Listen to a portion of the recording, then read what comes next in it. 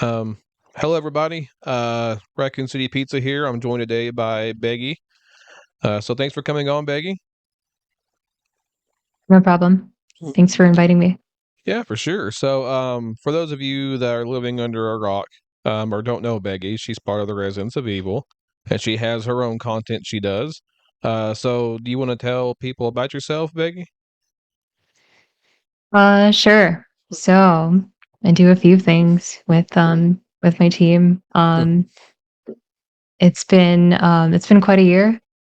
Generally, you'll see me sharing stuff like lore explorations, nerdy stuff about games, usually connecting dots between games and folklore, mythology, that kind of thing. Um, this year, I've been focused on a couple of longer sort of non-video projects. I guess it's like half true, but I'll explain later. But yeah, it's been good. That's usually where you'll find me. I stream on Tuesdays on the Road Twitch. Um, yeah, I think that's a little bit about me. All right, yeah, because I know you've been streaming Village recently, haven't you? I have, yeah, a little Yeah. bit of a renaissance, yeah. Yeah, I thought so. Yeah, because a lot of the lore videos you do is really nice, and same with the audiobooks. I'm still waiting on the Resident Evil 3 book though. But but yeah, That's one of like the few things that people keep asking me about, and I'm like, eventually, in time, I'll get yeah. there. There's just something that I have to complete first. Hey, it's a Um, whole book, so yeah, it's just but I've been pretty, I guess, for lack of a better word, scattered in terms of my focus. There has been like sort of mhm. one thing that continually demands my attention, and then other things that I want to get further in, but it's like I can't allocate as much time and energy to those because one of them is like deservedly so takes more. So Yeah. Yeah. I mean, there's a lot of projects I know that you do all the time anyways, so yeah, I'm sure it's a lot. But it's yeah. well, one question I was going to ask you though is just in general, how did you get into Resident Evil? What was your introduction? Um I came in super late, honestly, through a very roundabout way. I was introduced to this franchise through RE4. So Mhm. I guess the short version of the story is that my brother had been gifted a game Onimusha 2, and by a family friend.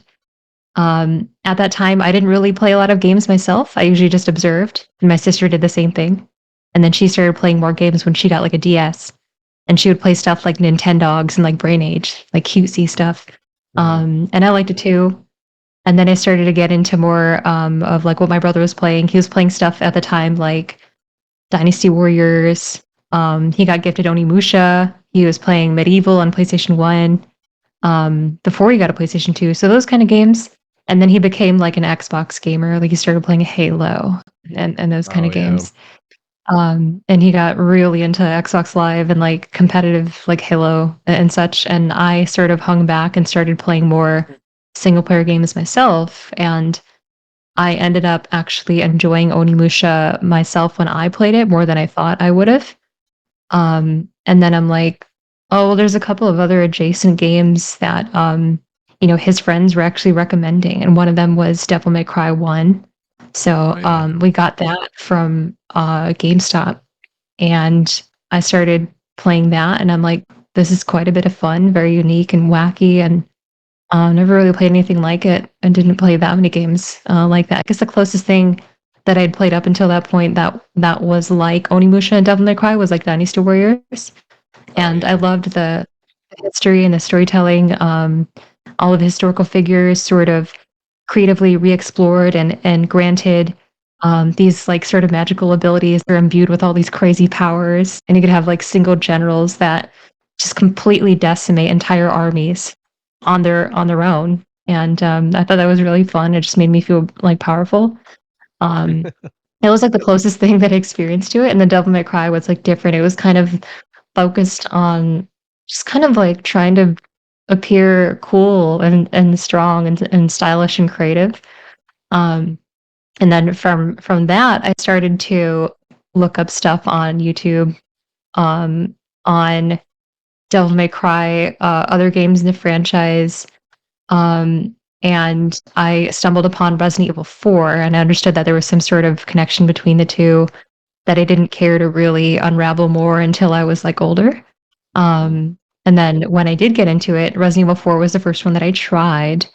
Um, and it was really frightening because it was the first one out of those three franchises, Onimusha, Devil May Cry, Resident Evil, that was like more horror centric. Yeah. And up until that point, I always credit Devil May Cry and Onimusha as a sort of friendly bridge, a sort of intermediate between action and horror. And I was getting nervous because Resident Evil 4 is more horror centric. And up until that point, I was very averse to all things horror. I really despised when, for example, like a lot of the memories that I had when I was younger was um, my brother and friends and family friends at parties would actually get together and like try to watch a horror movie, like The Exorcist or something. Mhm. And it always upset me because it meant that I had to stop being around them because I couldn't take it. I couldn't take like being around horror. Right. I have a lot of nightmares. I still do, really, but I had even more so as a kid. Um, just crazy sort of imagination run wild with just like a little bit of stimulus from the screen and the sound. Um, it would be too much for me. So, like, for example, one of the funniest memories that I have as a kid was like just the opening sort of title call for The Exorcist, and the Yeah. little bit that plays before where you see the man standing outside, and it has like a little bit of that sort of primordial tune playing, and then like the chords that play. There was one night where I was like, I'm gonna watch this with you guys, and then that played for like 30 seconds or however long it takes.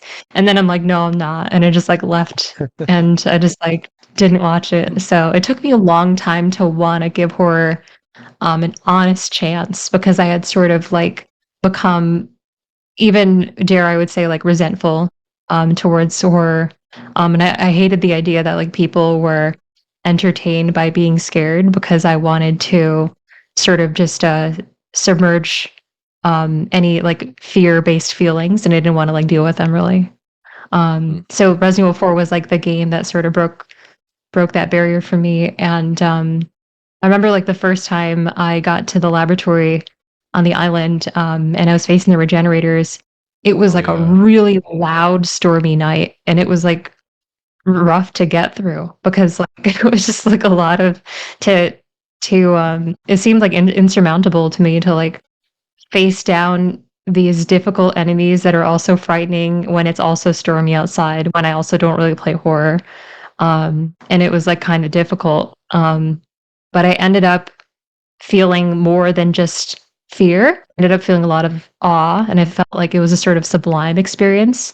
All of them really, but then Resident Evil especially because it was the most frightening out of them. Even though many would associate RE4 with like more like action horror and not being so frightening, not very survival horror focused.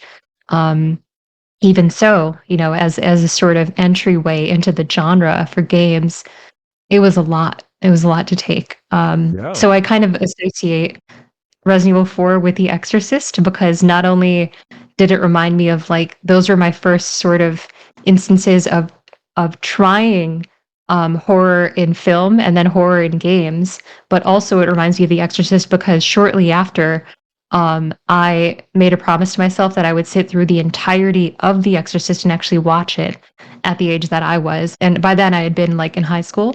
So I got Mhm. into Resident Evil and like, yeah, like I don't know, like 2010, 2011, around there, like pretty late. Yeah. Yeah. See, because with me, it's very weird, and I've explained this some before. With me, it's very weird because, like, so my birth father, I don't really have many memories with him, but I do remember, like, literally one of the only memories I have is him showing me Resident Evil 2, the original. on I think it was the Dreamcast. Uh, I think it was the N64, whichever one where you can change the color of the blood.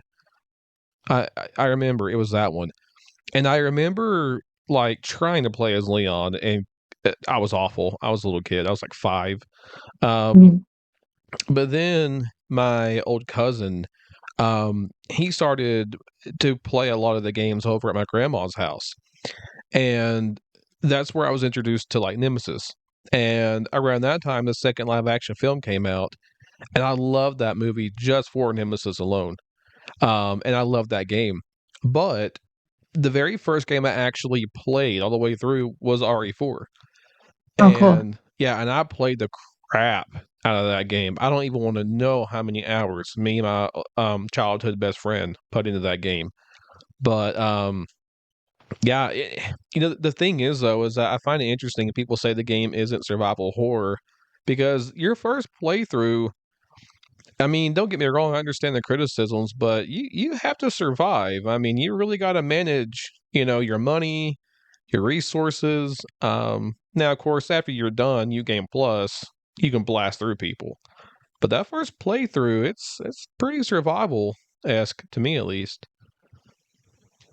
I think, it stringently depends. It really just depends on each person's specific definition of what would constitute survival horror and what clearly doesn't. And I think some people would demarcate like this doesn't because you can kill enemies and get ammo from it. I think some people associate that with being like if there's an incentive to actually expend ammo and resources on killing enemies, and that incentive is being fueled to do it again, then that's Mhm. not very survival horror to them because they associate um, the desire to conserve resources and not use them willingly in a way to like gain and benefit oneself, but in Yeah. a way to just get by and survive. I think there's a strong distinction there.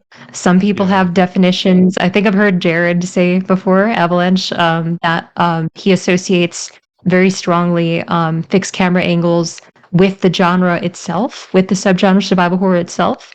And without it, part of the genre, I'm paraphrasing, might be butchering how he feels about it, but it's something along the lines of like um, something isn't truly survival horror unless it has that aspect. And part of that Mhm. rationale, I'm just guessing, might be associated with like if there's if there's a sort of visual misrepresentation of where there is and isn't danger lurking, then that constitutes survival horror. And I could totally see that argument because it's in Resident Evil 4, if you have um, over the shoulder third person perspective and you're able to see all around you like kind of like you would be able to kind of like at least like the 180 field, that Yeah. that might be seen as too much for survival horror because the introduction of the idea of obscurity and obscuring danger and zombies and other bioweapons around corners in an effort to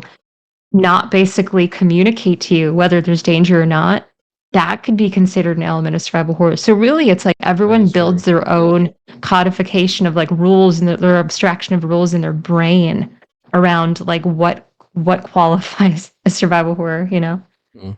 Well, and one thing too about fixed camera angles is it's what I like about fixed camera angles is well what you just said about your scope of vision, kind of being stripped away, but also in the fact to where you don't quite know if you're going to be able to like run around an enemy, especially in tight corridors and hallways. I mean, if you're Yeah, good at, kind of juking them out, of course you can do so.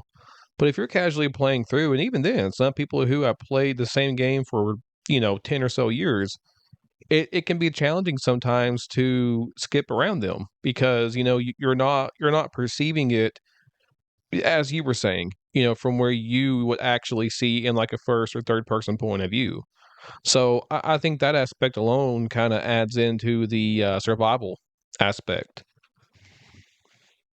yeah, all sorts of arguments that could be made. Like people can go on um, all day long, really, and it depends how you were introduced to the subgenre as a whole.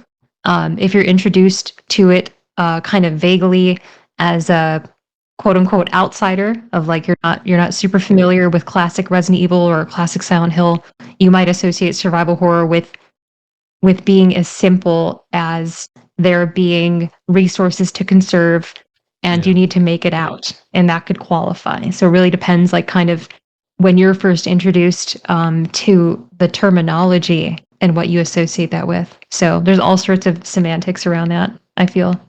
Oh yeah, yeah, there is. Because to me, it's almost like the subgenre of survival horror kind of branches off into their own little tiny subcategories.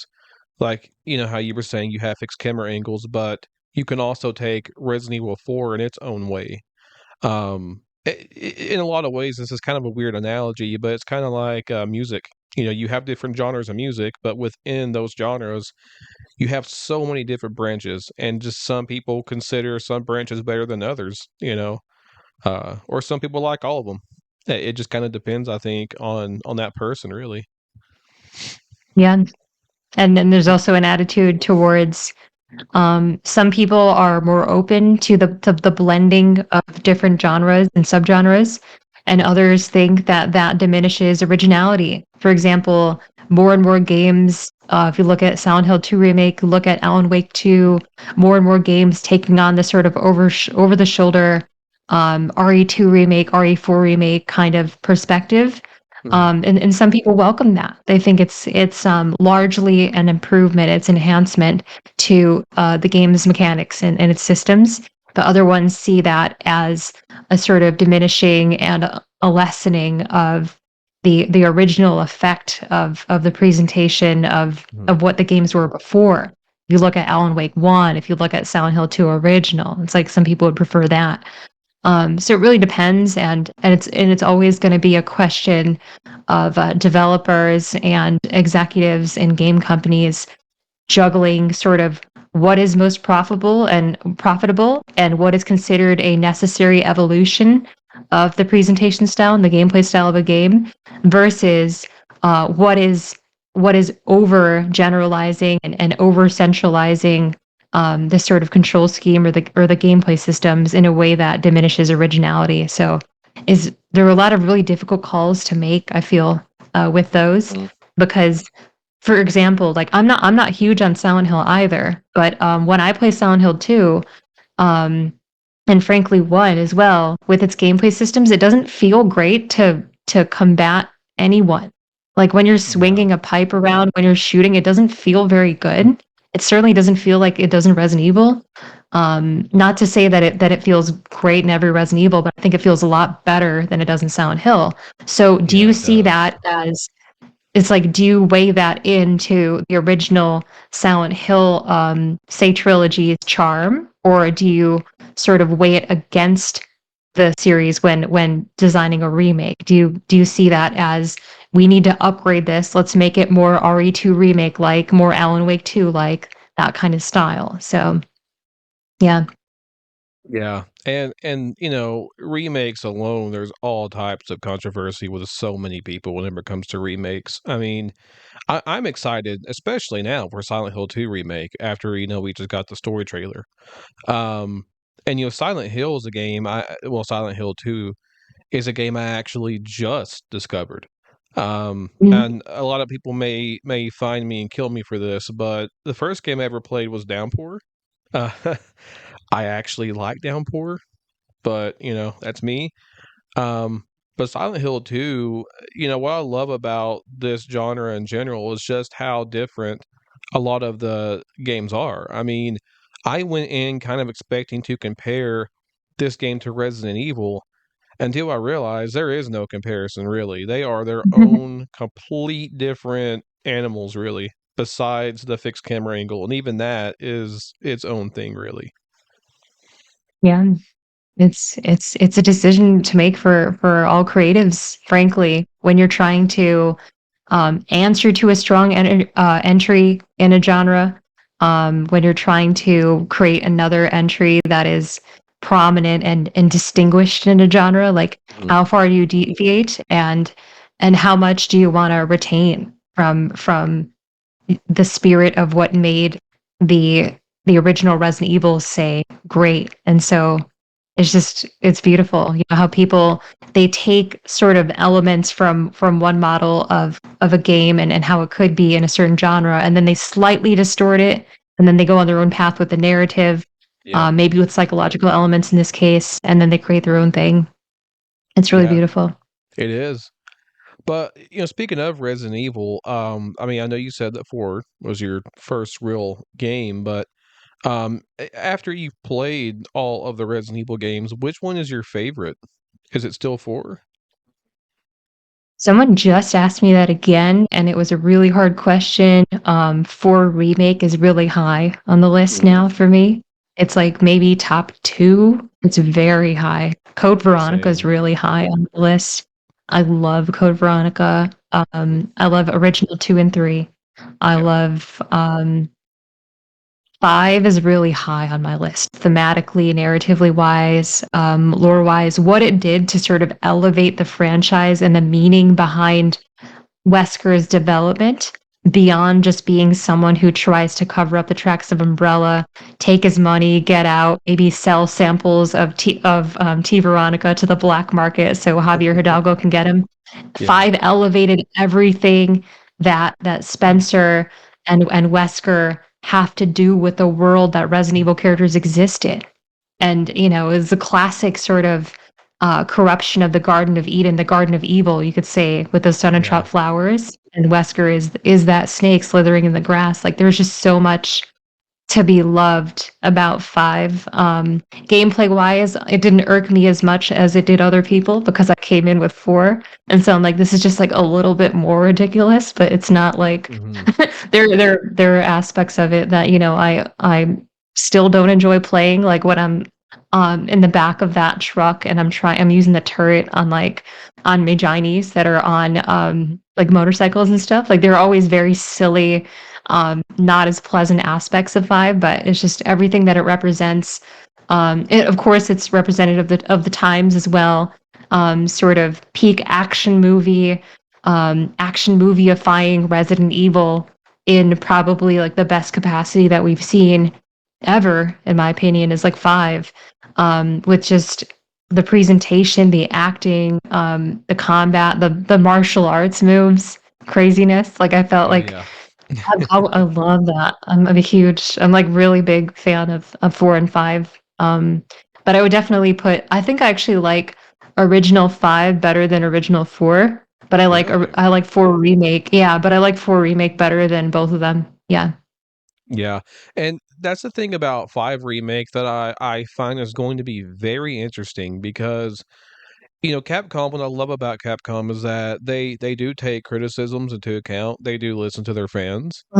Uh, And 5 is going to be weird because, well, not just 5. Like, I wonder where they're going to take the next remakes. I mean, there's obviously rumors and quote unquote leaks out there, but it's going to be strange because if they were to, let's say, go back and do a RE1 remake again, or even Zero, or Code Veronica, those games are a slower pace to 4 remake. So all the people who really love that game, especially newcomers, I kind of wonder what it's going to be like pacing wise to kind of take a step back, and then whenever they inevitably do 5 remake, you're going to then go even kind of surpassing 4 as far as action and stuff goes.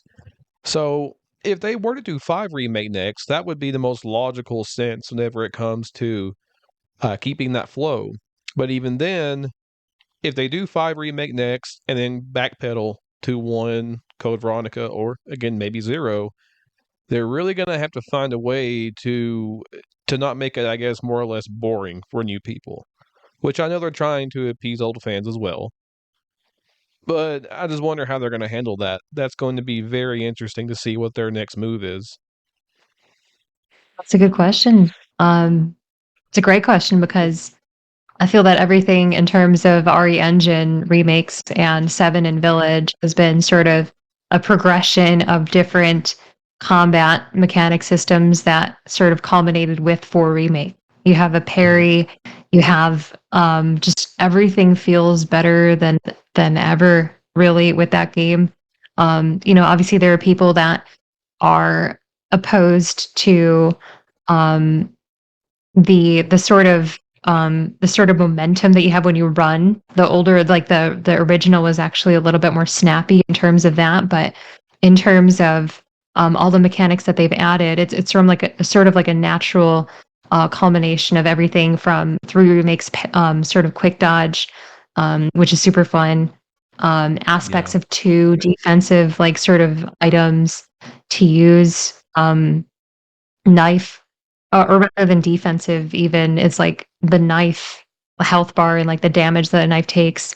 Yeah. All of those elements, I feel like those can be worked into, say, for example, a remake of the classic, maybe Zero or Code Veronica, if you Mhm. wanted to preserve that aspect, but then other things are likely going to have to go, and wacky wild melee moves are probably going to have to go. um, Probably not as wild as well on just the arsenal of weapons that you're going to be carrying around, and I Yeah. think that's okay. Like there's this constant demand today to always be bigger and better and more explosive and more demanding and of Yeah. people's attention and energy and keep moving higher. That's sort of like what happens with action movie sequels. Like it could never be less crazy and less bombastic than the prequel, right? But I think that's a little bit dangerous, because if you keep going in that direction, you're straying further and further away from what the remakes, the originals of, say, Zero and Code Veronica, the spirit of them would have actually been. They weren't Yeah. necessarily big action movies the way that like aspects of 4 and 5 clearly are. They were different types of stories and different types of gameplay experiences along with them. So Yeah.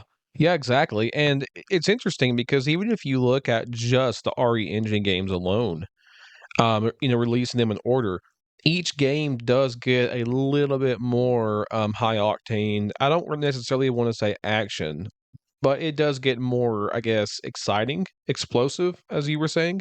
You have seven that was very slow, which in a good way. I like seven. But then you have two remake, which, you do more in it. Then you have three remake, which you do a lot more. Then you have eight to where it is a lot like the original four, and then you have four remake. I right, personally feel that if they do go back and do Code Veronica, which admittedly, Code Veronica is a pretty action packed game in a lot of ways. It's not Resident Evil 4, but it has a lot of action. So I feel like yeah, that if they do it in just the right way, they can make it at least be somewhat on par with 4 remake. I mean, you're not going to be roundhouse kicking people, or anything, but you can still dual wield. You can do things like that. Um, with a 1 remake, that would be very interesting because that game yeah, would is a lot slower.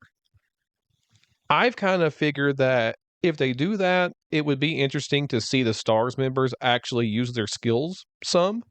I mean, again, I'm not expecting them to just suplex zombies or, or anything. And I mean, they were scared in that game. So a lot of their skills kind of diminished, you know?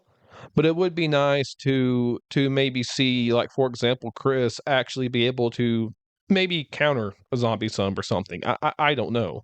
But I feel like they could do it some, but they would really have to play their cards, I mean, right. Because they would already be ruffling a lot of feathers just making that game again anyways. So I don't know how right. they're gonna do that.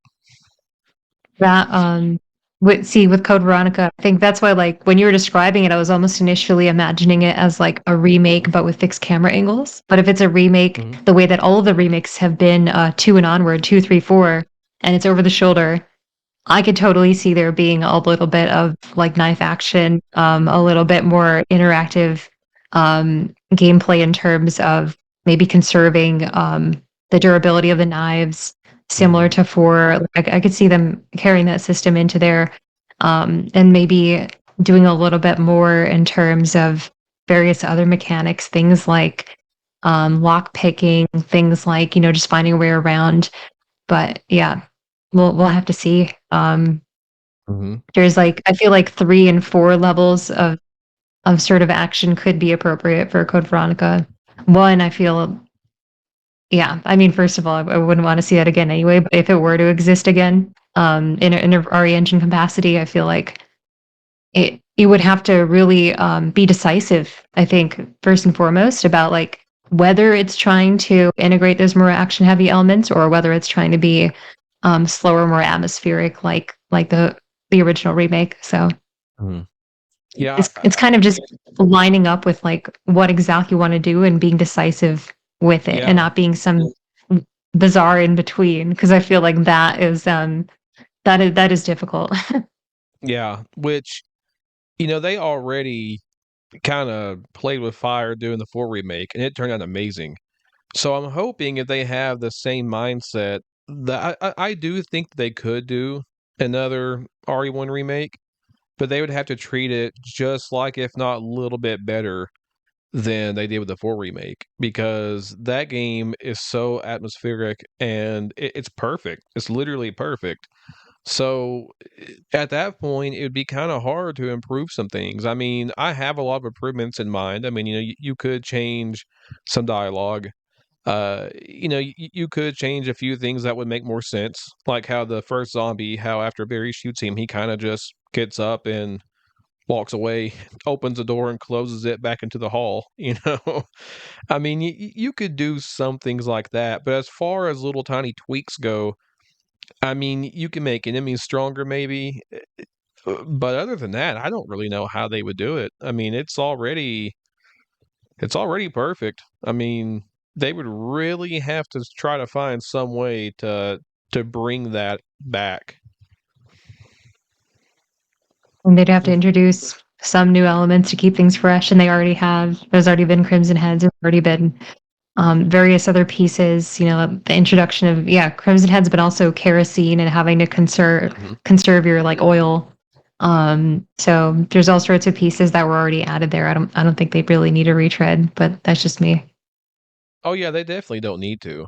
I mean, I hope that me personally, I think it would be nice to see it just so we can have a RE engine version of it. But at the same time, it really doesn't need it. It's already perfect. I mean, I can't think of really one flaw in that game. The only thing I can nitpick would be tiny things like how I mentioned with the zombie. Sometimes the acting, but other than that, I can't think of anything negative with that game. I mean, Yeah. it's practically perfect, really. I mean, but who? Well, I know this is kind of a loaded question too because there's so many amazing characters to choose from. But um, who's your favorite character, or at least your top three favorite, if you can't pick just one? Um, I like Albert and Alex Wesker a lot. They're probably my two favorites. I'm a huge fan of Chris. Um, Chris and Claire. I guess I like the Redfields and the Wesker children that survived. Probably at the top. Um, After that, it's just kind of whoever. I mean, I like Leon, Jill, Billy, Rebecca as much as the next person, I think. But like Redfields and Weskers are probably the top, I think, because they're just I don't know. I love their evolution. I love how many iterations of them we've gotten, right?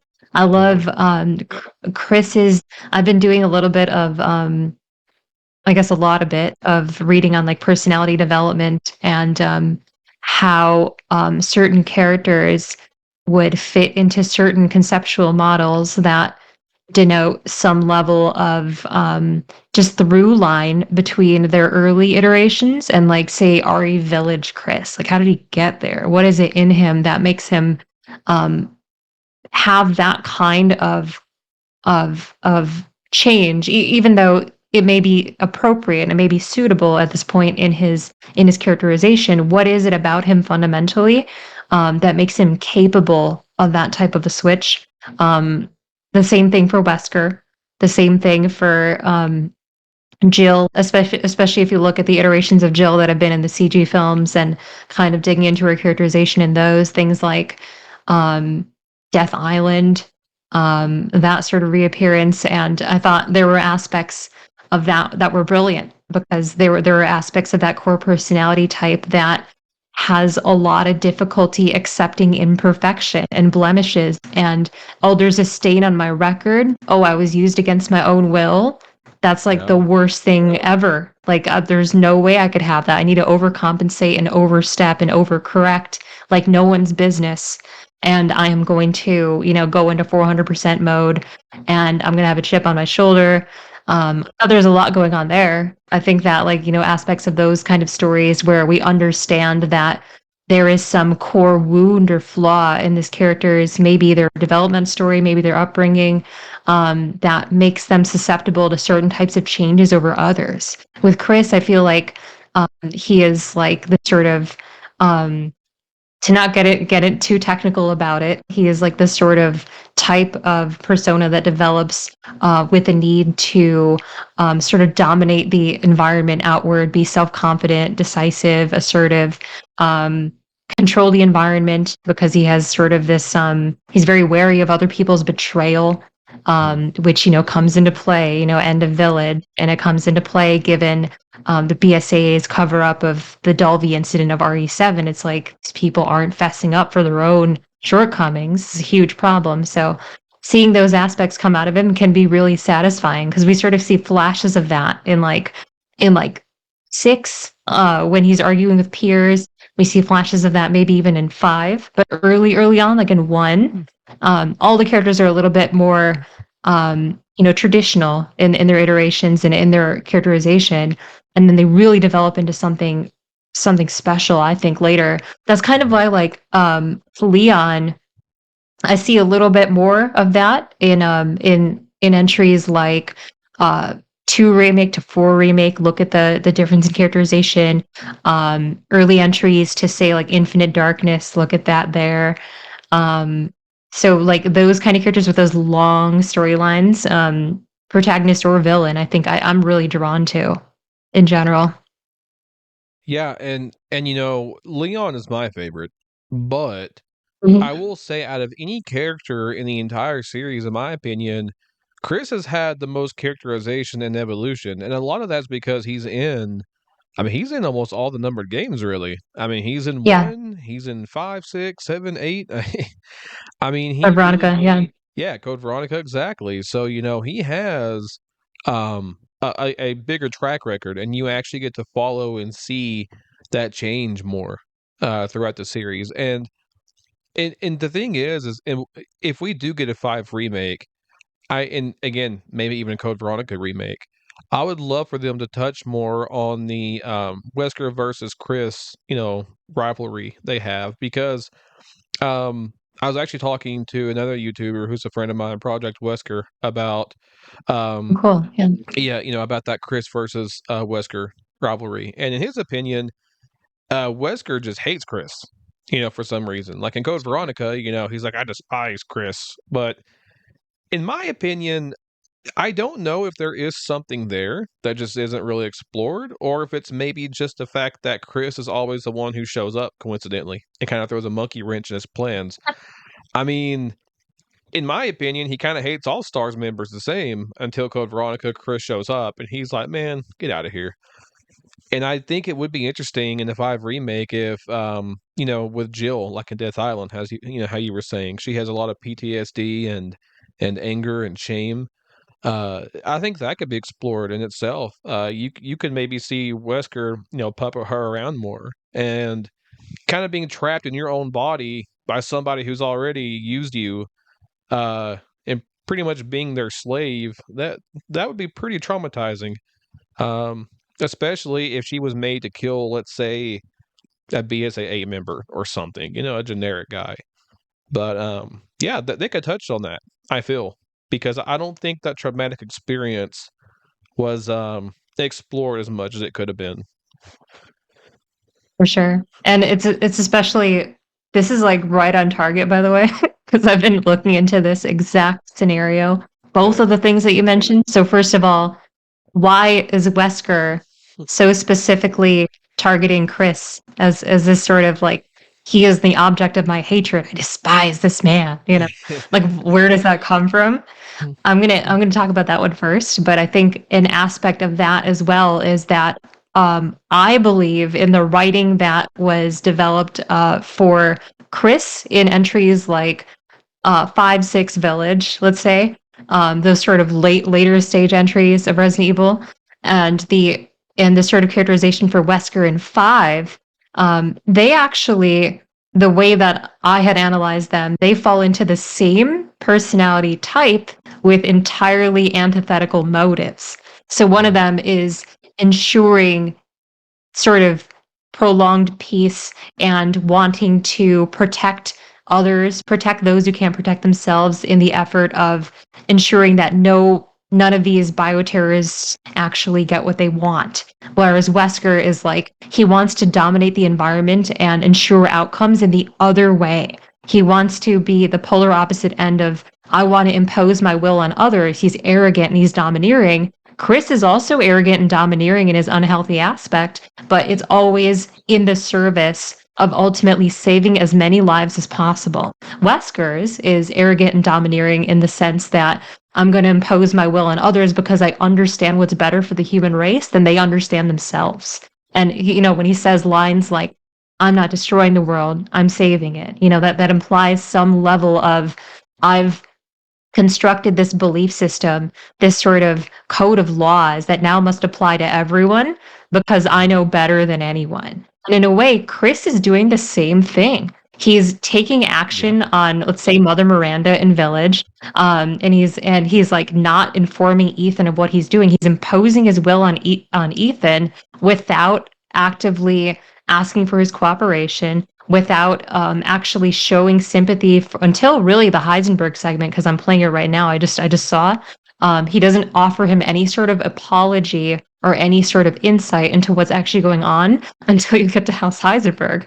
And at the Yeah. very end of it too. So it's like both of them are very unapologetic, very self-confident, very decisive, without getting too technical with conceptual models because I tend to get obsessed with them. They both fall under Enneagram Type 8. So both of them fall under the type that wants to dominate the environment in the way that sort of allows them some control over outcomes and over other people. But Wesker does it in a way that is inherently destructive, and and Yeah. and he becomes a terrorist with it because he understands no one is worth saving unless their genes can speak up for themselves, because he was chosen, he was elected by this prototype virus, which is a strain of progenitor that gave him the powers that he has, and he uses the serum to prolong those powers. Yeah. So he's sort of casting that outward. And I think what's really fascinating about RE5 is that if you look at the lore file for Wesker, there's a weird part that I think is a little bit underexplored, a little bit underdiscussed, about how every Wesker child apparently has a fail-safe device programmed into them. They're programmed to seek out Spencer. And Spencer made sure that they couldn't find him because he's like out in this estate somewhere, right? Oh, That I you didn't see know in that. Lost in Nightmares. It's weird, but Yeah. it also wraps around because in the English writing, I think this is a little bit different in Japanese. In the English writing of the story, um, this device, this sort of programming of the Wesker children to seek out Spencer, it only works so long as his existence and his whereabouts, where he's actually staying, remains a secret. And so once Wesker reveals it, he understands that he was used. And up until that point, Wesker is described as feeling this sort of prolonged sense of anxiety about like, what is like my purpose here, what am I being programmed to do, what was this project that I was a part of, was I, when he says like the line in 5, are you saying I was manufactured, he feels deeply resentful because someone Uh-huh. imposed their will on the course of his life.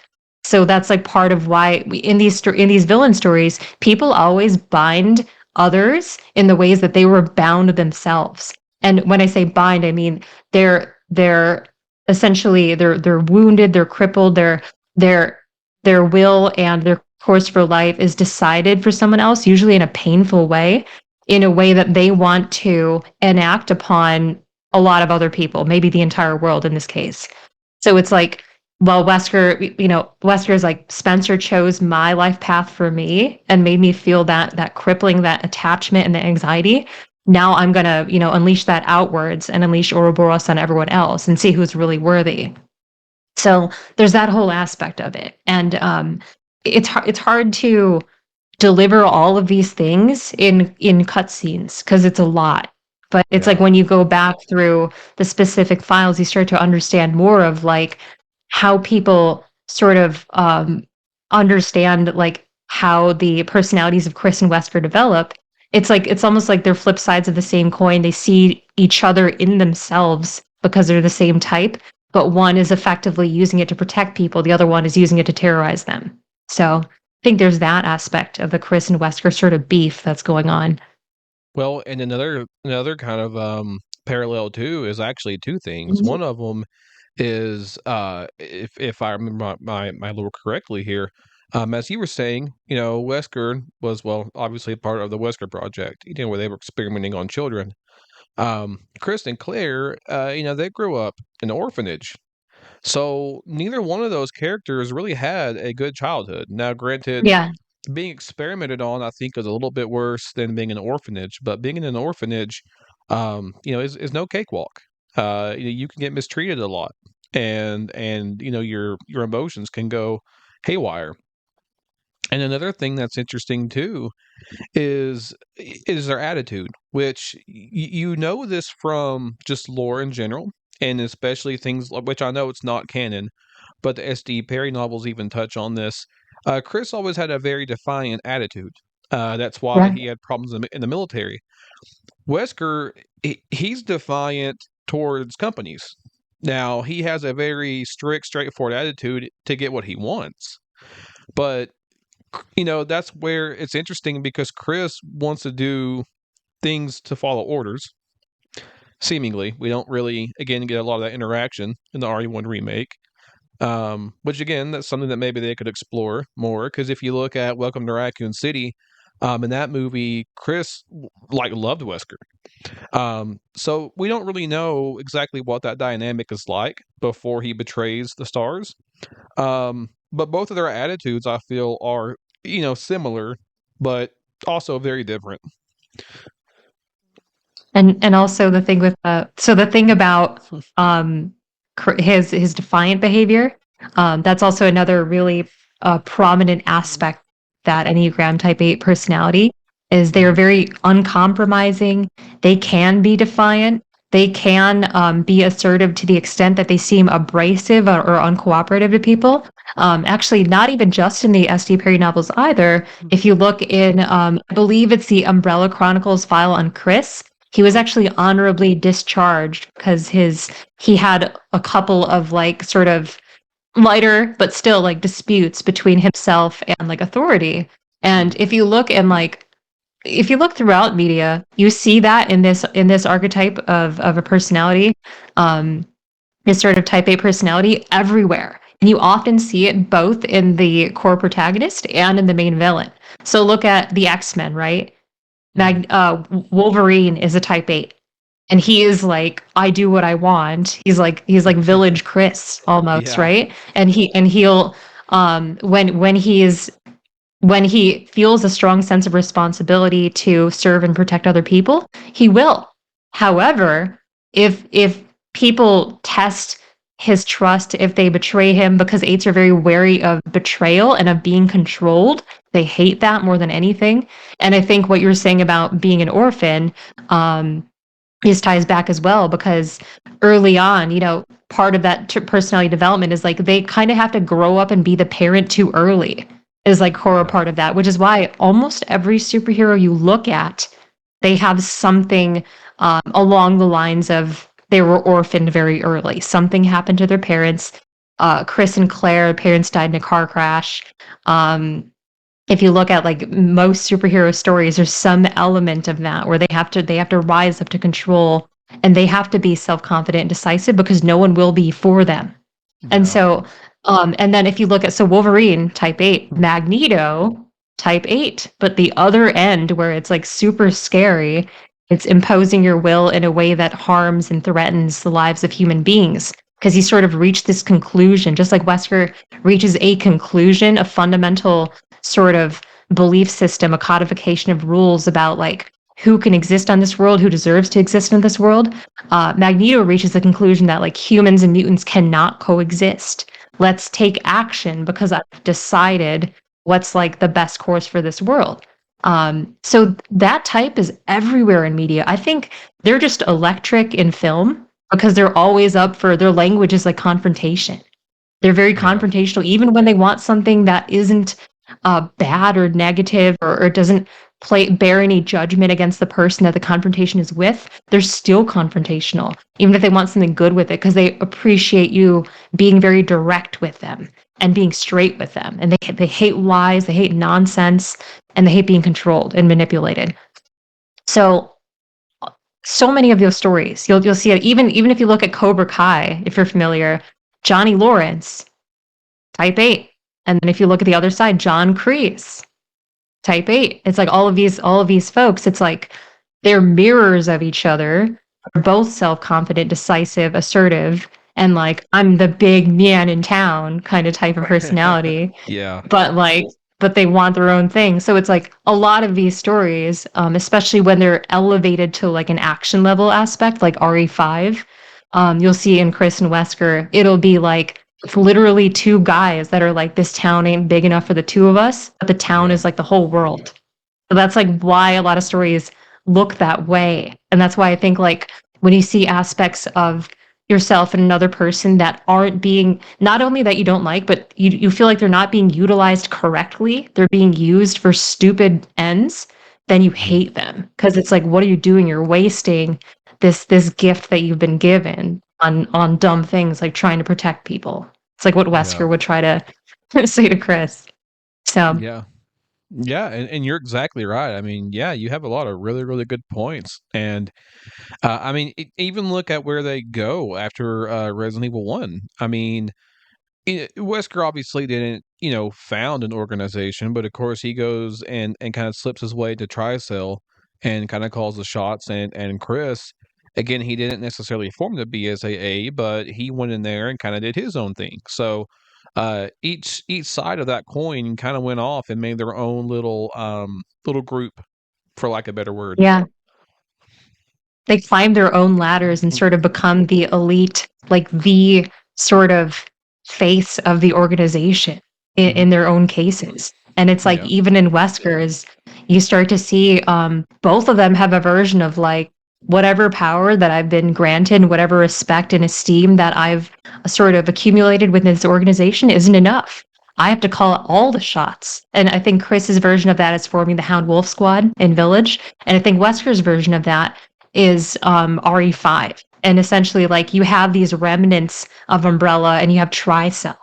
Then you have, like, even if you promise Excellagione this power and this ability to rule the world together, it's like, it's not enough. I want it for me, and Mhm. Ouroboros rejects her. And if you find in that story, it's really fascinating because Wesker, not only does he like play with his food like crazy, because also in that Wesker lore file, you understand that after Jill tackled Wesker out of the window, Wesker kept her alive. Like he saved her life so that he could infect her with Ouroboros. That's a Yep. crazy, wild thing to do.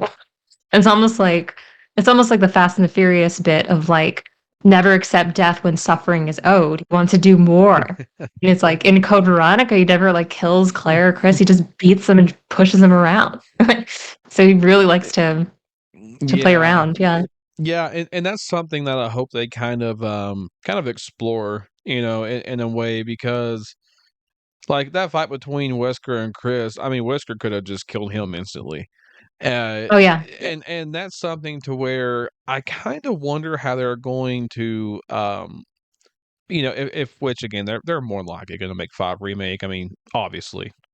So I wonder how they're going to handle the realism between Chris and Wesker fighting.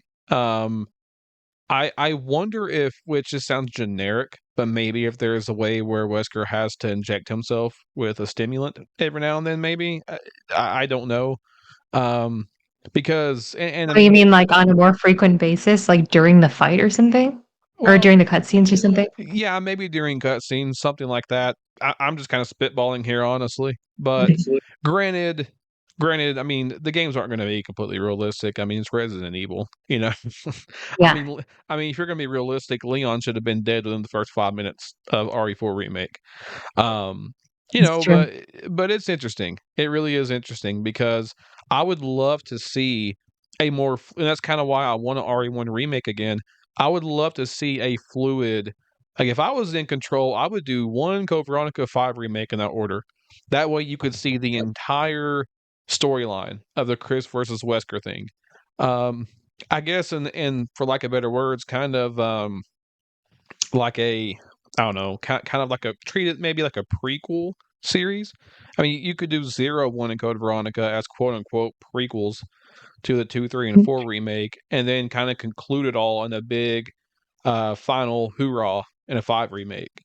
They're probably not going to go that route, but I, me personally, I think that would be the most logical um, set story wise, at least. I would love that too. Some way to increase the continuity in the remake timeline that denotes some level of like very established sort of rivalry between the two, motives between them. And it's like, yeah, I think that could be extremely powerful. I love RE4 Remake Wesker for what we saw of him. I'm like a huge Same. fan. I can't wait to see more. Like it was just very effective, very powerful. So Well, there's something that, and again, I've talked to I think a few people about this, and it kind of went under the radar. I have a video about this on my channel. Now, it wasn't my interview. I can't remember the guy's name, but I gave credit to him in the video. He did an interview with Craig Bernatowski, who played as remake Wesker, and as well as Mike Kovac, who played as Krauser in the full oh, remake. cool. Yeah, Yeah, and he, which of course all actors are under an NDA, so obviously they can't say anything. That's to be expected. But he asked, pretty much, hey, if you guys could be in a game again, or would you do it? And usually, a lot of times they're pretty straightforward. They're just like, I sorry, yeah, I can't say anything right now, just because they're NDA. But Mike Kovac, he kind of got like a deer in the headlights look. He was like, he's like, I can't really confirm nor deny. He's like, so, yeah. And Craig jumped in. He's like, we were in Resident Evil 4. That's all we can say. So I'm kind of wondering if they're going to do an Operation Javier DLC for. I know it yeah, sounds kind of weird, but they could do it for Code Veronica because of the lore there. So I feel like that Code Veronica, and of course they could tie in Luis in some way because of the European facility, which maybe they can explore that more rather than just a cutscene. Who knows? But I feel like Code Veronica, you could really tie in RE4 remake in some interesting ways. So I think it'd be pretty cool. I'm not saying that is going to happen, but the way Mike acted seemed a little bit suspicious, and that's funny. yeah, and just logically thinking about it, it makes sense. I do think they're going to do Operation Javier, in Mhm. some way, shape, or form. I mean, Right. We'll have to see. Yeah, we'll have to see. Code Veronica, given Dark Side Chronicles, given Operation Javier, it's more than Code Veronica. Bringing it back is like mhm. you have to like acknowledge what was there with the full Dark Side Chronicles package, and it's like how much content will actually exist if they go the route of a Code Veronica remake. Is it all of that with the Javier Hidalgo story with his wife and his daughter and everything, or is it and is Krauser what is Krauser's involvement level of involvement in that story? Um, all of those questions come to mind. I'm not sure. We'll have to see. Yeah, for sure. Which, now this is a very, very broad question, even more so than favorite character. Uh, do you have any particular BOW that just really, really resonates with you, Ooh. whether it be a boss or just a generic BOW? I like I love my favorite ones, I think, are bioweapons that in any way you could form a reasonable argument for. They sort of thematically represent the hero and their struggles. So like I love Pasantha from RE4R Separate Ways a lot Oh because yes. this sort of idea of a doppelganger that splits into infinite bodies or vessels and can project one's image in an infinite number of ways or forms. That sort of reflects Ada's very multifaceted split um, personality and disunity. There's a different Ada that faces um, Sadler, that faces Leon, that faces Wesker, and it's like, who is Ada? Ada doesn't understand. She's sort of when she asks the question when she struggles to shoot Pasantha, she's like, "What's happening to me?" It's like the subtext behind that, the way that I interpreted it at least, was like not just am I mutating to Las Plagas? It was also like, what's happening to me? Like, who the hell am I? I don't Mm, understand. So in response to Leon's question, like, have you changed, Ada? That's like my question when they were in the boat. Um, and she is just kind of, again, very poker face, very non revealing about her actual motives. And I think like having like a split, an infinitely split enemy that represents one's infinitely split sort of psyche, someone in disunity that isn't like really one whole person, but is like little image projections of that person. I think that's like brilliant. That was like my favorite yeah. part of Separate Ways for that reason. Um, Other instances of that where I think that like an enemy, a bioweapon sort of thematically represents like something larger than just like a big blob of stuff. Um, is like Wesker again in RE5 with the eyes. A lot of people compare his eyes to like cat eyes, like feline eyes. I always see them as serpent eyes because I think he's like the disruptor of Umbrella and he's the disruptor of Spencer's vision. He's a sort of satanic, like sort of serpent agent that takes down the foundation of what was like in Spencer's eyes with the stone trap flowers. That was like his Eden. And then Wesker is like, I'm gonna make everyone fall down from Eden because my vision's more important, even though it's a distortion of Spencer's vision.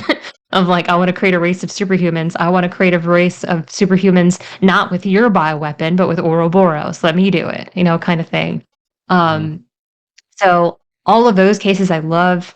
I like Bandersnatch a lot because um, I think it hit me at like a certain point where I was like discovering the games where it's like very nostalgic for me. I love battling them in the dollhouse in Code Veronica so much. mhm. It's like one of my favorite times in that whole game, in the whole series, honestly, because of the soundtrack and the atmosphere. So sometimes it like has to do with just like how they're presented. Then other times it's like there's some thematic significance behind the enemy and like why they are the way they are. Um, so aspects like that. And then for um not even necessarily enemies as much as like the set pieces and like the sort of goals for the antagonists in Revelations 2. I love the Harrow, the machine, and the story that corresponds with it. The Kafka story in the Penal Colony, that's like one of my favorite short stories ever. That one's like just great. And I love how that was like actually factored in. Um, yeah, there are all sorts of different pieces of like cases of just why certain bioweapons or certain antagonists that transform and become their own bioweapon are like just brilliant in their own way. So it is pretty hard to decide. Yeah. Yeah, it really is. I mean, my favorite is definitely Nemesis, which nostalgia a lot of it, like how I touched on earlier, but that's why I got a tattoo of Nemesis. It's not just because he looks cool, it's because to me that monster is number one my favorite monster out of anything. The Hollywood monsters, he's number one. Number two would be like Jason Voorhees, but he's my favorite monster Mm. ever. But what to me also personally, the personification of Nemesis is he's a monster who's always chasing you, always out to get you, and you really have to fight your way against him. I mean, you can run away, but if you fight against Nemesis, at least in the original game, you get little rewards. It's Yeah, worth it. It's hard. You get beat upgrades. up, right? And to me, symbolically at least, I've had a lot of things going on in my life, in my past. And I'm a Christian, so uh, to me, whenever I'm battling a lot of mental health or a lot of spiritual, health issues as well. Well, not health issues, but spirituality issues. Um, that kind of represents a lot of just pain in life. A lot of pain is going to follow you in life, but you can run from it in fear, or you can fight against it. And sometimes, you'll get rewards. I mean, you may get beat up. You may waste a lot of resources, but if you play your cards right, you can defeat it at least for a little bit. It may not be forever, but you can at least defeat that enemy while you can, at least. I love that metaphor. See, that's another level of when people are able to sort of evaluate and reconcile these these different monsters in the scope of their actual lived experience outside of the game. And I think the concept of embodying and assigning like the concept of your demons, like your spiritual demons, to a physical entity is like that's timeless. Like people have done that for hundreds of years. I was actually just talking the other day on stream about how the Oni in Onimusha, for example, the Oni is like this essentially what it is in Japanese folklore. It's a demon. It loosely sort of the closest equivalent that we have to it in like other cultures is like an ogre. Like we would use that word, I guess. And it's a Yeah. very grotesque being, but it was created as a sort of a body, a vessel to assign various unexplainable forms of the unknown. It could literally be a natural disaster. It could be enemies at war. It could be foreign enemies of imperial authority living outside of the mountains. And it would not only just be a negative influence and something to defeat and destroy, but it'll also be something awe-inspiring to understand. And it sort of speaks to like the level of value that is actually inherent in negative and painful emotion and sort of discovering that through some other body. And instead of it just being some nebulous cloud, we assign it some sort of corpus. And through that, we sort of creatively re explore what it means to feel certain types of pain. And I think that that's like really beautiful about these games is that they give us a way to assign meanings to characters and to bodies and to monsters that we can sort of conjure up by just booting up our game and then and just destroying them the way that we want to. And Yeah. we could run away when we feel like it, and we could fight them when we feel like we're prepared. And I feel like there's tons of metaphorical and spiritual value there. So it's incredible, what Mhm. these can do. Yeah, and I was saying earlier, with Silent Hill, Silent Hill 2 is a game I just recently played. And that game, which I've felt emotions with games before, sadness, happiness, frustration. Um, but that game honestly is sometimes hard to even play, and not from a gameplay perspective. It's because I'm someone who suffers from a lot of mental health issues, and that game, just the music, the meaning of the enemies, and of course just the overall Mhm. story in general. Um, I feel like that if somebody has never dealt with things like depression, or other kind of mental health issues, that game was literally the personification of it. I mean, that game just makes you feel so many emotions. The music alone, sometimes I'm like, man, I need to stop for a second because it Yeah, really, really a lot. does like, it really does spike up a lot of that. It's one of those games to where I'm like, man, I really know how James feels. I mean, it's one of those things to where whenever you play it, you can identify a lot with that.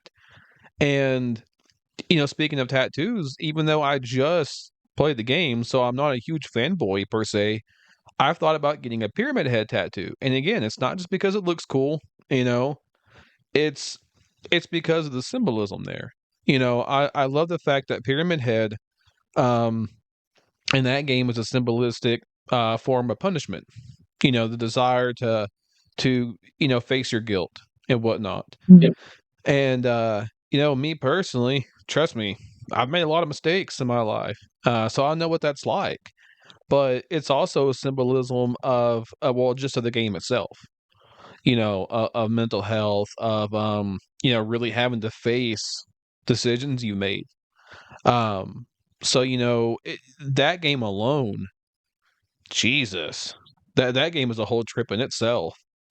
But like how you were saying, even just with standard BOWs, you know, you can really transform a lot of that into your own personal ways. Let alone the characters. You know, I've always it's found that beautiful. I find a lot of engaging in a lot of creative experiences. I feel is everyone sees something different, and it's because there's this sort of um, there's sort of this like all encapsulating air of like if someone engages really deeply with a game and they've been feeling a lot of emotions within themselves, they've been sort of in an introspective mood lately, they start to see it differently. And they start to yeah, assign value and meaning to things that might not conventionally be associated with them. And through that, I think that, those kind of creative experiences can be about self-confrontation. They could be about like they kind of transform what would be an otherwise like inaccessible scenario of confrontation in the game to one of like I'm going to apply this to my life and you know there's stakes now that like I'm able to engage with a certain level of pressure even be it in a fantasy realm through a game and through that I'm going to confront whatever I need to.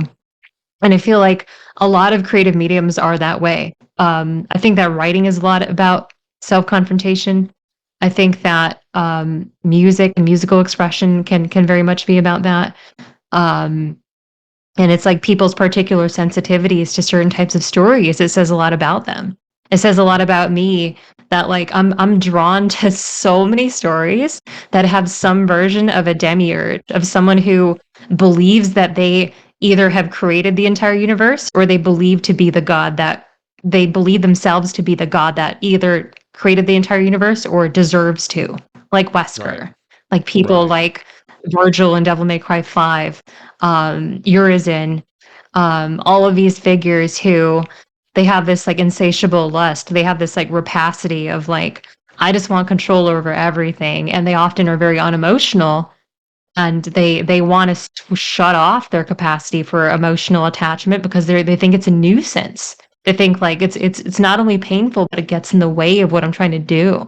And you see right, that a lot in villains, and I think those are like the villains that like I'm just like I can't get enough of. But then it's like I see the other side of it, and there are villains like, for example, Rudy, the ice truck killer in Dexter. If you're familiar with Dexter, and in his basic desire is just to be loved by his brother and understood. So it's like there's both flip sides of the coins, and it's like once you start to understand, what people are drawn to and why they might represent different aspects of like of why they speak to you. And to me, it's like part of that. I think is that for a portion of my life, I felt that like there was no clear cut like belief system to adhere to. So it's kind of just an empty space and almost like observing other belief systems and other gods, you could say.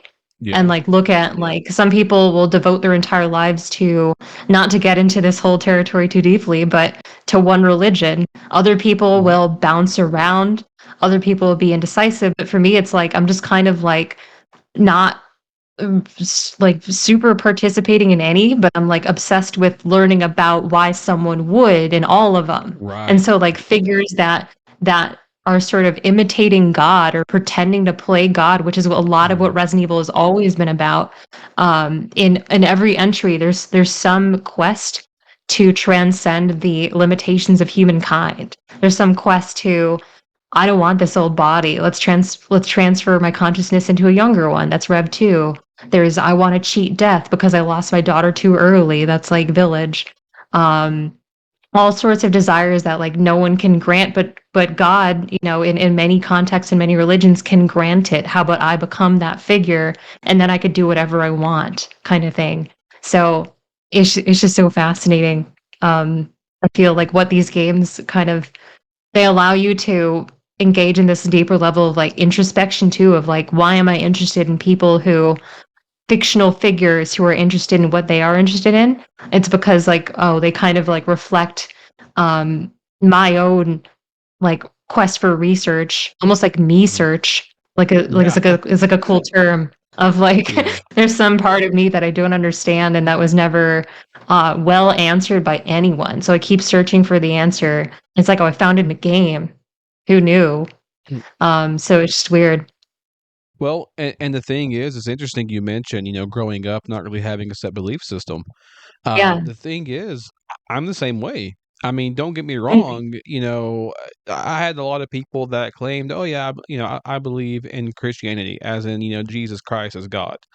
And I asked my grandma some questions because, my mom never really talked about it. My dad never really did, and so I asked her some questions every now and then. But that's about as far as it went. Um, and in a way, I'm glad that happened because, I became a Christian and was saved back in 2018, so I was 20 years old.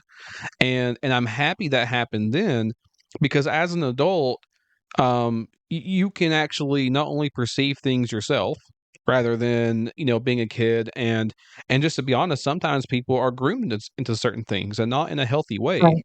And again, I don't want to get too much on that subject either, but I actually like, learning, researching it. And me, I love science. I love scientific facts and looking into things like astrology, biology, I love that. Which a lot of people stereotypically, you're like, "Wait, how can you be a Christian and love science?" I'm like, "Well, educate yourself." You don't have to go off the stereotypes. I mean, it's Right. sad. It's sad, Right. but a lot of Christians, or people who at least claim to be, they don't really educate themselves on some things. Like, okay, this is what this passage is actually talking about. There's a lot more symbolism and meaning there. It's not just black and white. And and that's what I love about video games is that, and especially this series, because you can sit there and just play it just like how you would just read a text. But if you really dig deeper, though, you can really find a lot of symbolism, a lot of parallels. And what's great about video games is that you have things like music, you have things like art, films, but video games is great because it's all of those, and you yourself actually get to be a part of that. You know, Yeah. and Yeah. that's what I love about video games because it can be fun. You can just turn your brain off, have a good time, or you can really sit there and actually think and actually feel something. More so than a lot of art, in my opinion, because you have a little bit of everything all together.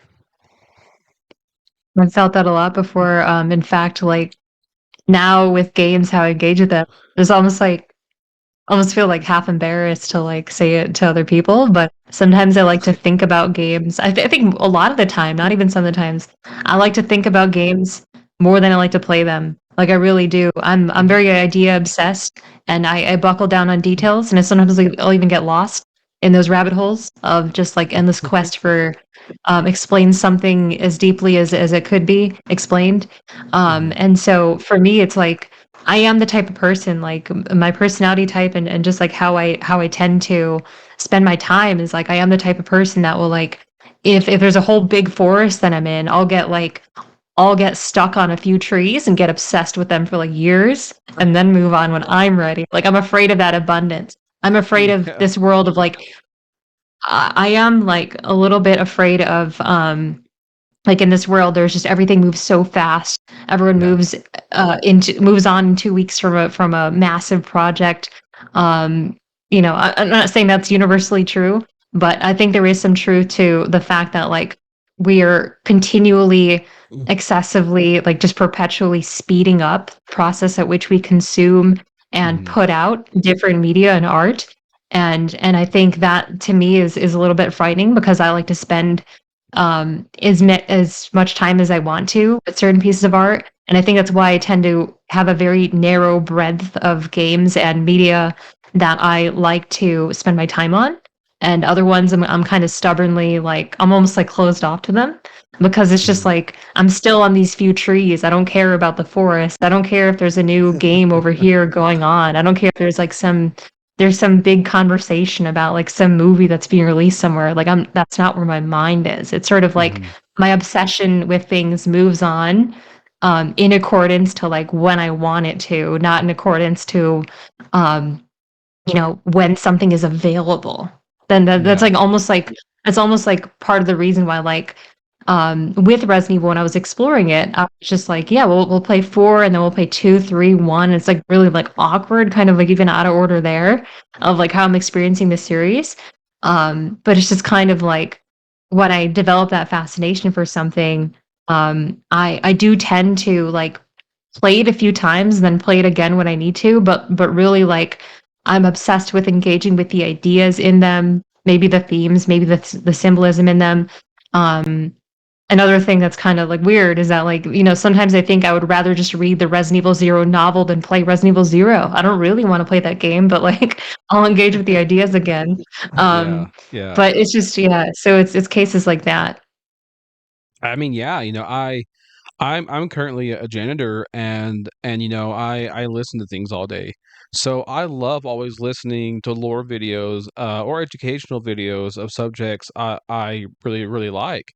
And it may be a little bit also of me being obsessed over things because I'm similar to where I don't really go out and play every single new game. A lot of it is because I'm stubborn. I Yeah, don't want to go out and drop 60, $70 on something that I may like. So if it's something I know I'm gonna like, then I'm willing to take a bet on it. yeah. But Mhm. even the financial part out of the way, I really like being able to sit there and dissect things. And what I love about Resident Evil, and again, especially Silent Hill 2, is even just the music. I mean, my wife, she's played the games, but she absolutely sometimes if we never can't sleep, she's like, put on this save room theme, so like it's very because it's relaxing. And there's a quote I read recently that, if I remember correctly, I could be not quoting it exactly, but it pretty much said that music is pretty much listening to one's emotions, and that's what's so interesting about video games, especially like Resident Evil and Silent Hill, is that you can sit there and just listen to it, and you already have a general, at least, feeling of what that game is going to be about, not even Yeah. including actually seeing it and then actually being a part of it and then being able to dissect it. There's just so many layers there. It's almost infinite, really, with how many layers you can peel back and really explore.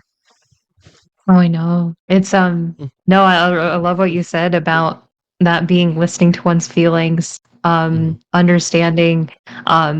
Like for example, I was reading this book, amazing book. It's called Frames of Mind: The Theory of Multiple Intelligences by Howard Gardner, and it talks about like how people have a natural proclivity to develop one of the forms of intelligence more strongly than others, and then obviously people will overlap into other ones. Some people will have like a really strong proclivity for a couple versus like one versus maybe like just a little bit of three of them. So it's mhm, really interesting because the musical aspect is like it's really just about people's particular sensitivity to certain chords that to them are like transcribed into different emotional states, and it's like they take that in and they're like, how can that initial theme that was played on off to me, like for example, let's say Promise by Akira Yamaoka, that song in Sound Hill 2, mhm, it like starts like da da da da, and it's like it talks about how like every single piece of music ever is really just like the establishment of like one core theme and then playing with it. So it's like you're almost establishing one dimension of emotion and you're carrying people in and out of it in different directions and different dimensions. mhm, And I think that like I feel like game music has a tremendous ability to do that because it's you get to some people like to like really I know wallow is a term that's usually like used in negative connotations of like you're wallowing in pain, but some people wallow in their emotions with music and with the sort of droning kind of tracks and themes that you hear in Resident Evil, Silent Hill 2, like when you're on the streets and it's like Oh yeah. wow, and it's like kind of like twanging, Yeah. droning.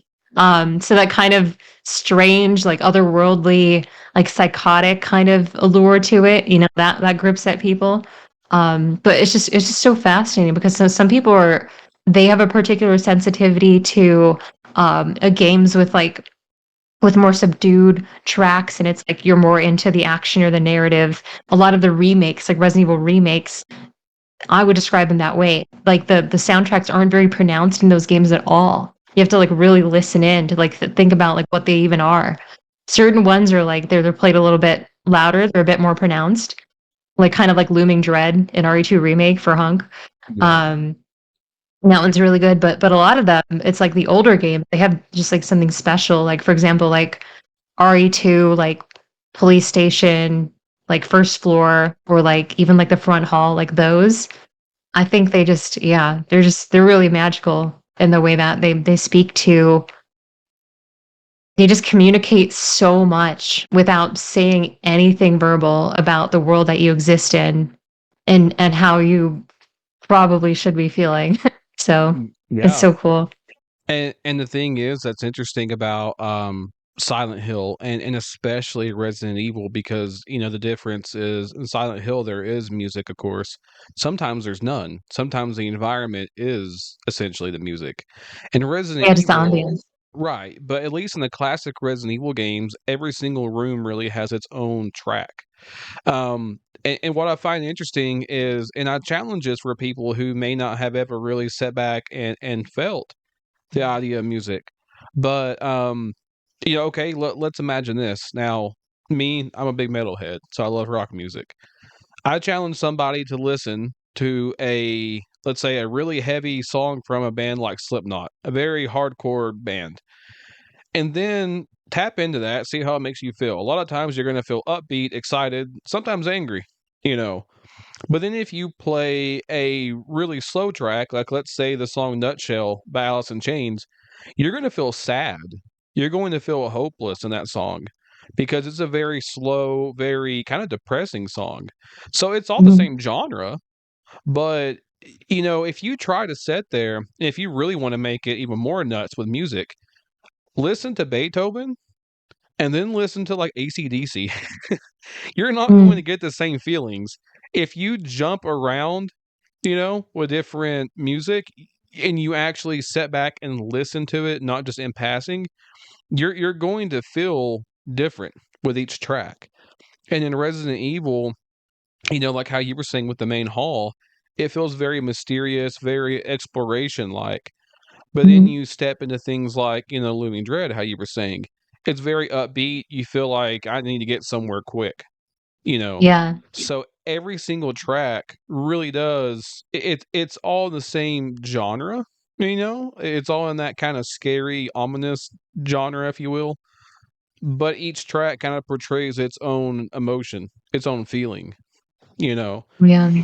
And Silent Hill's the same way. I mean, the very beginning of that game, that track will make you feel not sad, it'll make you feel depressed. Just the Oh, the first forest track. trail?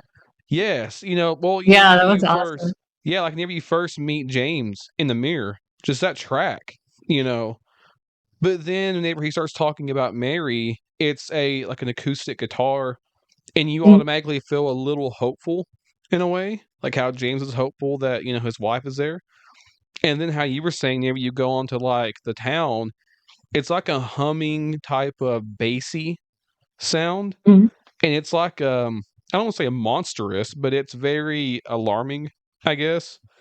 It kind of feels Yeah. like the town is breathing in a way. It's like a whoa, whoa, you know, type of Yeah. noise, and it's very interesting because you really feel just alone with that.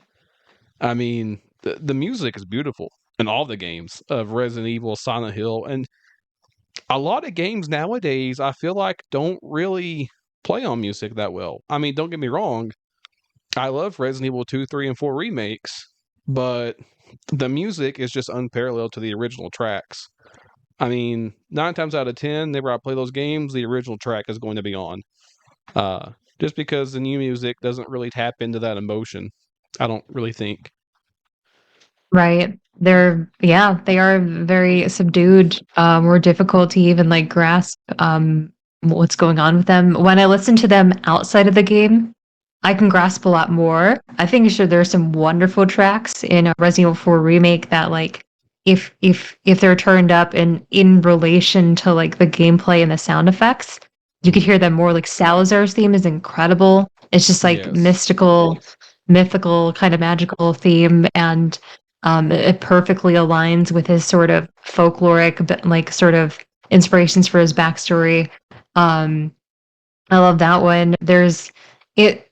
That's the thing. Like, there's a sort of push for a lot of the more modern titles, like Village, for there to be either more subdued tracks or for there to be none, for there to be no music. But it's just, yeah, it could be a little bit numbing at times, and it could be a little bit frightening if there is something of a jump scare at play, and they're trying to set up for something specific. Then I understand it a little bit more.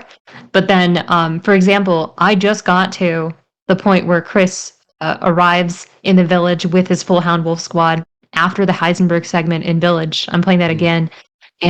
and the trailer theme that plays when it's Chris's time and you play as Chris, it's like Yes. I never felt that exhilarated during any of the game up until that point where Chris, you're playing as Chris, you hear the Village theme, and you get to, just go wild with it. And there are some good ambient tracks, kind of like tense, like dreadful tracks. I paid special attention to like if you go to Castle D and you go to the rooftops and there were those flying enemies, Mhm. that has its own soundtrack that only plays there, and it's so good. It's It so is. it's so strangely alarming and tense, and you just feel alert the whole time. And I played it with headphones the first time I played it, and I took the enemies extra seriously because of the music. Those are like the Yeah. weakest enemies in the whole game. They're not like very competent at doing any damage to you. You could almost run away from all of them or even just kill them with a knife. But the first time I was afraid of them because the music like told me to be. It like communicated to me like I should take this seriously. And so like I guess I did. It was strange. Well, that's, I think, a huge factor and a huge overlooked factor, really, is what makes regenerators so terrifying in the original Oh, I Resident Evil know. 4. Because Yeah. it's not really loud music, but the music kind of has a heartbeat to it. Mhm. Because it kind of mimics you, because you're just, of course, your heart rate is probably going da da da da da da because of just how terrified you are. But that's what Almost like a makes it mockery. Yeah. yeah, that's what makes it so terrifying, because it's not just the regenerator walking there menacingly and also its sound, but it's the music too, because it's just very creepy, the slow. It feels like the game is breathing down your neck. Yeah. Not even mentioning the actual breathing from the regenerator. And I mean, Right. the man, you could sit there and talk hours about the save room themes. I mean, Resident Evil 7, I love it because it has a very Western type Yeah. of aloneness. Well, aloneness is not really a word, lonely type of feeling. It's I don't really know how to describe it, but every single Resident Evil game, if they ever do get one thing right, it's always the save room theme. Those are great. Those are and then you got the wild recreations, the creative sort of re-explorations of like what they could be as synth beats, like the memory remixes. Like those are so good. Like Yeah. they make you understand like if the music was reinterpreted and re-explored through like a slightly different context, what it could be. It could be this like synth like pop hit for like Yeah. Resident Evil Zero. Like I heard like the Resident Evil Zero music and I was like, no way, is this the same song? Yeah, And then no. it's the same thing for RE4 save theme. The one that he made was like it just sounded like kind of almost like holiday graduation music. And I'm like, no way is this the same song. Yeah. for the RE4. Yeah. Well, Proxy One Creations, that does a lot of stuff for Residents of Evil. Oh my gosh. Yeah, He's because made I such good I stuff. asked him permission to use his music, and of course he was cool with it. And I love his music because it really does. Like he remixes it. Like he made the RE3 remake. I'm sorry, not remake. The RE3 original save room theme, kind of like again how you were saying, kind of like a pop sort of feel to it. And it's very interesting how people can really remix that. It's great. Oh, I know. But I listened to his I feel like the one that I've been listening to on repeat from Proxy is uh, he made a remix of Jury's theme from Street Fighter 6. And oh it hits really? so much harder than her actual theme. It's a strange kind of like hard kind of trap um just really it feels like a final boss like supervillain theme, but it's Mhm. Jury and it's like her theme and it sounds like very spidery, like you're tiptoeing around. But in his version, it goes crazy. It can make you want to do, I feel like anything. Well, one last question I have here, just to cap everything off. Mhm. Is where do you want to see the series go? And I don't mean just story wise, I mean just like enemy wise, theme wise, because I've discussed this a lot with pretty much everybody I've done this episode with. But the first trilogy, if you will, including Code Veronica, obviously, we focus on zombies and bioweapons, and obviously bioweapons throughout the entire series. But we focus on like lab experiments gone wrong, essentially. 4, 5, and 6 was more of a parasitic action focus aspect of it. And now with 7 and 8, strangely enough, kind of, sort of supernatural adjacent, whenever it comes to kind of ghosts and witches and vampires. So, where are we going to go from here? I mean, they've already really tapped into a lot of your horror genres, really. It's a hard question. I was thinking about that the other day with I actually recently just got I meant to get it a while ago, but I got it this year. It's the Resident Evil 7 document file, and it's a sort of very detailed overview of the director's vision, all the sort of influences at play, with the sort of fungal aspect of bioweapons, the mold, Mm, the creation of hallucinations, all those ideas. And I was just kind of retreading and like kind of thinking back and reconciling that with the rest of the series. And it's like, yeah, viruses that we've taken from the poisons extracted from the sonotroph flowers have created almost every virus in this franchise. That's like the sort of that's where progenitor came from. So that's where every virus really came from in this franchise.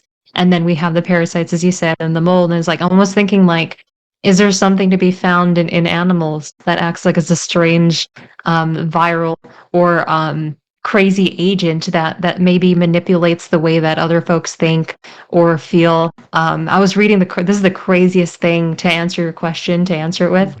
mhm, But I was reading I was reading this book about like the mind gut connection, and it was so fascinating.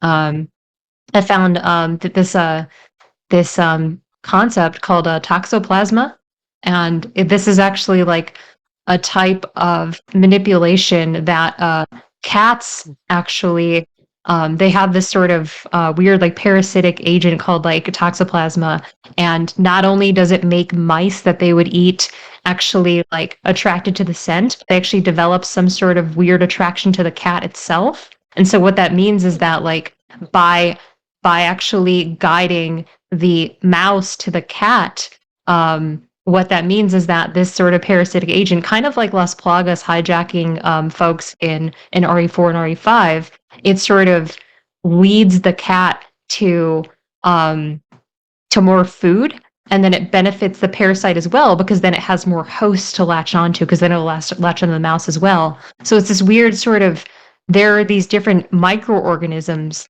that can be loyal or they could be treacherous. And there are a lot of instances of that in real life. mhm. I feel like Las Plagas, maybe that's like the peak of what they should explore with that idea. Maybe they should move on. But maybe there are other instances of that that could be creatively explored through Resident Evil, maybe. I'm almost thinking like if something more traditional would be better for them to go back to if we're talking about going forward to like maybe 9 or something, Mhm. and maybe like dial things back down, but make things more character centric. Now, I actually think that it's not so much about the bioweapon per se that is introduced in the next entry of Resident Evil, moving forward. I think it's specifically how can we write the characters and their evolution and their growth, um, to be serviced by that new bioweapon, whatever it is, whatever that agent is, whatever the pathogen, whatever kingdom of life, it actually comes from, Mm. whether it's parasite, mold, virus, like from plants, um, wherever it comes from, how can it be written to, essentially complement the story? And I think that there are some instances of that being done cleverly in this franchise, and then there are other instances where there's little to no relation. I think, at least in my interpretation, between like the active agent, the pathogen at play, and the protagonist struggle. Maybe there is Yeah. some connection that they build between the protagonist and the villain, but not between all of them, not between the protagonist, the villain, and the bioweapon. So look at Death Island, for example. Jill has, as we spoke about, she has this overcorrection issue of like, I have this blemish on my record that is like the absolute worst thing that anyone can do. I would never do it, but because I was forced to do it against my own will, I now feel the need to overcompensate. And so in that instance, I feel like there could be something that is more tailored as a bioweapon towards that experience that maybe makes her understand how to process it more and better. First painfully, and then in a way that sort of illuminates, the wider aspect of like, can I explore that wound in a way that actually makes me come out stronger? I think Dylan Blake's bioweapons and his mosquito drones and such, and I think those are all fine and cool. I just don't think that they're well tailored to service the growth of the protagonist. That's what Yeah. I want to see more of. And I think that could be written for any of them. That doesn't necessarily have to be for Jill. That could be for Chris, Leon, any of them in their later stage that would essentially maximize the amount of exploration and depth given to these characters in their late journeys, that maybe peels back open old wounds but then explores them in a new way that we haven't seen. I think that's like kind of what Right. I would like to see. If doing that means going back to viruses or whatever, then so be it. That's okay. Or going back to parasites, whatever it may be. Well, see, I have two different ideas, and I talked to Bazzarino about I this. saw that. It's cool. Yeah, I talked to her about this near the end of the video we did together. Um, and I'm gonna try to explain it because it's really hard for me to explain it to anybody, including to her. Um, Uh-huh. well, the first idea they could do, but it would kind of be a copy of The Last of Us, would be maybe a fungus, you know, but that would kind of just be a honestly a copy of that series. But the Mm, idea I had is more or less AI. But I don't mean like we're gonna be fighting the Terminator. I don't mean that. uh-huh. But I mean like AI adjacent. So the best example I can kind of use is if you look at Nemesis in the Mhm. RE3 remake. Whenever you shoot him in the chest and that part that's kind of like his heart, whatever it is, it almost seems like he malfunctions. He kind of like looks like he's getting shocked or something, and he kind of freezes there for a second. Um, Even Mr. X in the 2 remake, if you manage to damage him enough, he kind of kneels down, and it's almost like he's taking a second to kind of, I don't want to say reboot, but sort of, I guess in a way they are kind of malfunctioning, but they're not robots. Now I don't want to go off of this because the movie is they suck. But if you look at Nemesis and the second live action movie, he was treated more like a robotic type of creature in that movie, but he was still organic. If you look at now, of course, I don't think it's a Chris clone at the end of Resident Evil 8. I think it was just a reused asset as far as the model Right. goes. But let's just say for a second it was. They're trying to do that. Uh-huh. I could see them, and it would kind of fit thematically with today's real world and the threat of AI, as weird as that is to say. um, but they could try to basically use bioorganic weapons, but sort of use a AI-ish kind of backbone. Is the best way I can explain it. Um, and we do have some robotic type of enemies. Like a perfect example is Heisenberg in Oh, we have Village. plenty in there. I just fought those. Yeah, Those are so dumb and they're so fun to fight. They're so yeah. fun. So see, imagine if we had something kind of like that. Now, not Uh-huh. necessarily as robotic, but you could kind of play on it. I guess more or less making bioorganic weapons you can control, kind of like having mini nemesis creatures in a Mm. way, where somebody could kind of use them as a tool. Which they've done that with hunters and whatnot, but you can't really control a hunter. They're out killing anything. Whereas with Nemesis Mr. X, they were sent on a specific type of mission. So I feel like they could do something like that, but they would really have to. Yeah, I don't know. I don't. I think they could do it maybe after 9. There's rumors that 9 will kind of touch on things like the Goat Man, the kind of folklore like that. I think that that would be appropriate. But after 9, and we move on to hopefully a new trilogy. Ah, that's I don't know. It's kind of weird. I can't really think of much. Yeah. They've done a lot. Yeah, they've done a lot.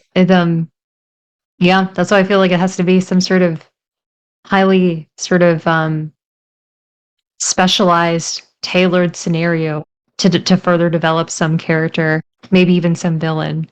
And kind of I've always seen it as like I would love to see more Resident Evil stories in general that they offer some shared theme, some large like message, and then every character represents some embodiment or representation of a perspective on that theme.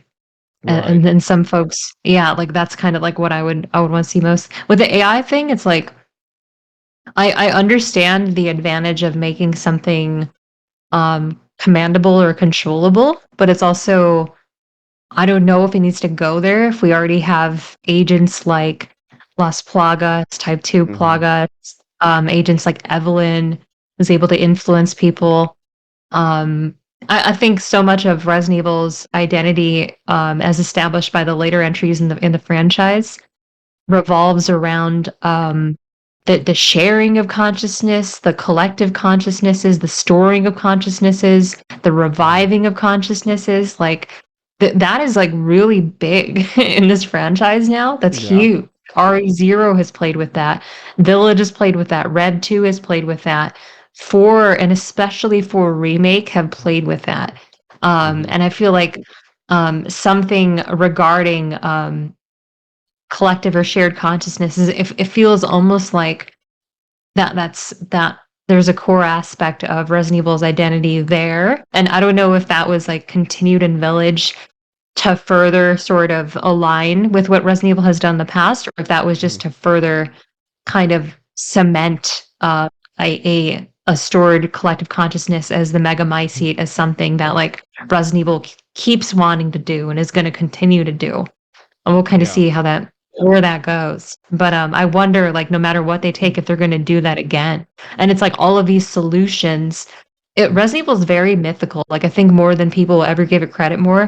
The solution to these folks, these antagonists' insecurities, is always something underground, like from this like hellish realm or like this like corrupted garden that allows sacred powers that transcend the limits of humankind. As I spoke about earlier, it's like Hmm. Miranda is like about to give up. She was actually about to give up on her life as a whole when she sort of understood that beneath, like underground, there is this sort of consciousness that she can contact the realm of the dead. She's like she has this realm that acts. She has this means of accessing those who have passed on. Yeah. Um, and I think there's that in essentially every entry. The Queen Plaga was underground, RE4, RE5 unearthing where it all began, so to speak, with the flowers underground. This like hell realm, this division between like the known and the unknown realm. Like Resident Evil always does that. And it makes me wonder like, are they gonna dig up something else that exists underground to service someone's goals and then tie it into a story, like probably. It just feels like very it feels like that transcends Resident Evil. That's not just a Resident Evil thing. It's just like a very big thing in myth that is popular. Um, like go into past the sky realm or go into the underground and find crazy magical abilities, the means to maybe access those abilities through biological engineering. Um, yeah, it kind of depends. It's like Yeah. they could. I think that they can. Mm, it's difficult because what you're talking about, like with the fungal aspect and Last of Us and such. I'm not like very familiar with Last of Us at all, by the way. Well, But it makes me wonder. the rundown of Uh-huh. that is essentially, like how in real life there are some some kind of fungus out there that essentially kind of acts like a parasite in a way. It can infect some insects, and they honestly sometimes turn into these grotesque looking creatures afterwards. And they're kind of they're not really mind controlled by like how a parasite would, but they're more or less turned into zombies. Like they attack and consume their own.